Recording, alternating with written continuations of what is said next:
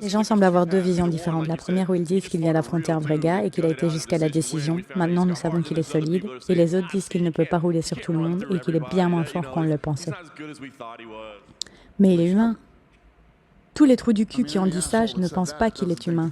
C'est un être humain. Il vient juste de battre le numéro 2 des poids welter à l'UFC après seulement quelques combats à l'UFC. Si vous ne pensez pas qu'il est légitime, vous perdez la tête. Oui, il est humain. Ce qui est drôle, c'est que Darren Till n'a pas arrêté de me dire que ce gars ne s'épuise jamais.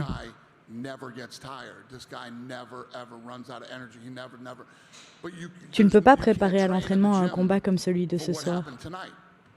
Je suis certain que cette semaine, il avait beaucoup de pression sur lui. Beaucoup d'anxiété. Qui sait comment il a dormi cette nuit? Vous voyez tout ce qui pourrait vous bouffer de l'énergie. Je suis certain qu'il a dû vivre une énorme décharge d'adrénaline après ce premier round. Tu ne peux pas t'entraîner pour ce genre de choses. Soit tu passes, soit tu ne passes pas. Il est passé avec brio. Tous ces autres gars qui ne voulaient pas l'affronter, aucun doivent le regarder différemment aujourd'hui. C'est ce qu'il se passe quand tu entres dans le top 5 mondial dans n'importe quelle catégorie. Tu vas affronter les meilleurs du monde. Gilbert Burns est le numéro 2. Il a presque fini Kamaru Usman.